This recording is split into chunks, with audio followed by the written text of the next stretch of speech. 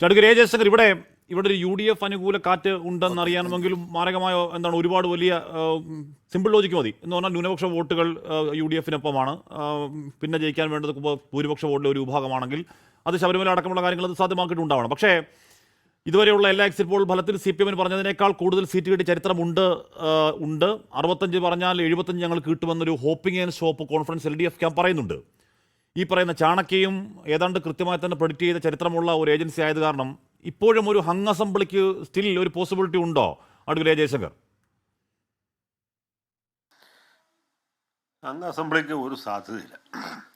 ഈ തെരഞ്ഞെടുപ്പ് പ്രഖ്യാപിക്കുന്ന സമയത്ത്, കൃത്യമായിട്ട് പറഞ്ഞാൽ തെരഞ്ഞെടുപ്പ് പ്രഖ്യാപിക്കുന്നതിന് മുമ്പുള്ള സമയത്ത്, അതായത് പഞ്ചായത്ത്, മുനിസിപ്പാലിറ്റി, കോർപ്പറേഷൻ തെരഞ്ഞെടുപ്പുകൾ കഴിഞ്ഞ സമയത്ത് ഒരു ജനവികാരം ഇപ്പോഴും നിലനിൽക്കുന്നു എന്നുള്ളതാണ് സത്യം. മാത്രമല്ല ആ ജനവികാരം UDF-ന് കൂടുതൽ കോൺഫിഡൻസ് കൊടുത്തിട്ടുണ്ട്.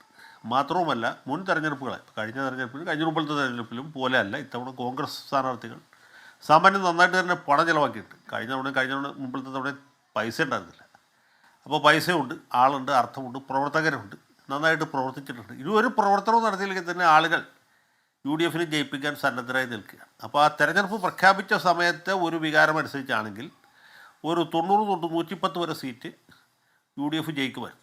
ഇതുവരെ ഒരു എക്സിറ്റ് പോളിലും അല്ലെങ്കിൽ അഭിപ്രായ സർവേയിലും കാണാത്തൊരു കാര്യമാണ് ഞാൻ പറഞ്ഞത്. അത്രയധികം ഒരു അതൃപ്തി, വിപ്രതിപത്തി ജനങ്ങളുടെ ഇടയിലുണ്ട്. അത് കോൺഗ്രസ്സുകാരുടെ ഇടയിലല്ല, മാർക്സിസ്റ്റ് ഈ ലീഗുകാരുടെ BJP-കാരുടെ ഇടയിലുള്ളതല്ല. അത് നമ്മൾ കണക്കാക്കേണ്ട, അത് ഏത് കാലത്തുമുള്ള ഒരു എതിർപ്പാണ്. നേരെ മറിച്ച് ഇടതുപക്ഷക്കാരുടെ ഇടയിൽ, ഇടതുപക്ഷ പാർട്ടി പ്രവർത്തകരുടെ ഇടയിൽ, അവരുടെ അനുയായികൾക്കിടയിൽ, സഹയാത്രികർക്കിടയിൽ, സാധാരണയായിട്ട് ഇടതുപക്ഷത്തിന് വോട്ട് ചെയ്ത് ശീലമായി പോയ ആളുകളുടെ ഇടയിലുണ്ട്. ആ വികാരത്തെ മറികടക്കാനുള്ള ഒരു പ്രവൃത്തിയും ഇവർ ചെയ്തിട്ടില്ല. അതായിരുന്നു തെരഞ്ഞെടുപ്പ് പ്രഖ്യാപിക്കുന്ന സമയത്തുള്ള ഒരു സ്ഥിതി. പിന്നെ അതിനെ കൂടുതൽ അഗ്രവേറ്റ് ചെയ്യുന്ന പല കാര്യങ്ങൾ, ഇപ്പോൾ G. സുധാകരനെ പോലെയുള്ള ആളുകൾ പാർട്ടി വിട്ടു പോകുന്നു, റിബലായി മത്സരിക്കും. പിന്നെ നമ്മുടെ പയ്യന്നൂരെ സംഭവങ്ങൾ, നമ്മുടെ VS-ൻ്റെ സുരേഷ് മത്സരിക്കും. സുരേഷ് മലമ്പുഴയിൽ ജയിക്കുന്നുള്ള അർത്ഥത്തിലല്ല ഞാൻ പറഞ്ഞത്. പക്ഷേ അതൊക്കെ മൊത്തത്തിൽ ഉണ്ടാക്കിയ ഒരു ആഘാതം വളരെ വലുതാണ്. പിന്നെ LDF ഒരു കാര്യം പൂർത്തിയായിട്ട് ചെയ്തും പരമാവധി സിറ്റിംഗ് MLA-മാർക്ക് സീറ്റ് കൊടുത്തു. ഇപ്പോൾ ഈ ഭരണവിരുദ്ധ വികാരം എന്ന് പറയുന്നത് പ്രധാനമായിട്ടും മുഖ്യമന്ത്രിക്കെതിരായിട്ടേ ഉള്ളൂ, അല്ലെങ്കിൽ കഴിവില്ലാത്ത അപ്രാപ്തരായ മന്ത്രിമാർക്കെതിരായിട്ടുള്ള വികാരമേ ഉള്ളൂ. അല്ലാതെ ലോക്കലായിട്ട് MLA-മാർക്കെതിരായിട്ടും ഉണ്ടാവില്ല. അതിപ്പോൾ മലപ്പുറം ജില്ലയിൽ തന്നെ നോക്കിക്കഴിഞ്ഞാൽ അബ്ദുറഹിമാനെതിരായിട്ട് ആ രീതിയിലൊരു വികാരം ഉണ്ടാകേണ്ട ആവശ്യമില്ല, ജലീലിനെതിരായിട്ട് ഉണ്ടാകേണ്ട ആവശ്യമില്ല. അവരൊന്നും അങ്ങനെ ജനങ്ങളെ ആ രീതിയിൽ വെറുപ്പിച്ചിട്ടില്ല. പിന്നെ പൊതുവായിട്ടുള്ളൊരു വികാരം എല്ലാവരും ബാധിക്കുന്നുണ്ടെങ്കിൽ ഇവരും ബാധിക്കും. അപ്പോൾ ഇങ്ങനെ ഒരു സംഗതി അവിടെ ഉണ്ട്. പിന്നെ UDF-ന് ഒരു പോരായ്മ ഉണ്ടായെന്ന് വെച്ചാൽ ഈ സ്ഥാനാർത്ഥി നിർണ്ണയത്തിൽ ചെറിയ പാളിച്ചകൾ പറ്റി. ഈ ഗ്രൂപ്പ്, ജാതി, മത സമവാക്യങ്ങളൊക്കെ നോക്കി വന്നു കഴിഞ്ഞപ്പോൾ ചില സ്ഥലത്തെങ്കിലും ജയിക്കാവുന്ന സീറ്റിൽ തോൽക്കാവുന്ന സ്ഥാനാർത്ഥികൾ നിർത്തി. ഇപ്പം ഞാൻ ആ മണ്ഡലങ്ങളുടെ പേരോ സ്ഥാനാർത്ഥികളുടെ പേരോ പറഞ്ഞ് ഈ അവസാന നിമിഷത്തിൽ അവർ ഇനിയിപ്പോൾ ഡീമോറലൈസ് ചെയ്യാൻ ഉദ്ദേശിക്കുന്നില്ല.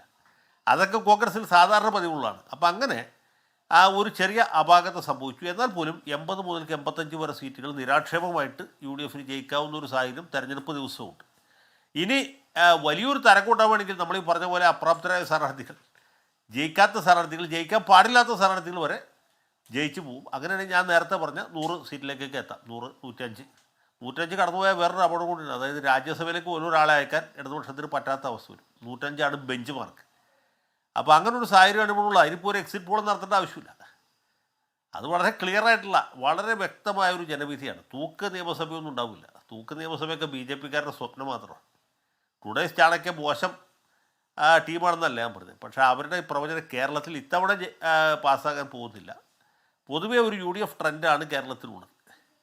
നമ്മൾ ജയിച്ച് ഇരിക്കുകയാണ് എന്ന് വിചാരിക്കുന്ന LDF സ്ഥാനാർത്ഥികൾ പോലും പലരും തോറ്റുപോകും എന്നുള്ളതാണ് ഇപ്പോൾ കാണാൻ പോകുന്നത്.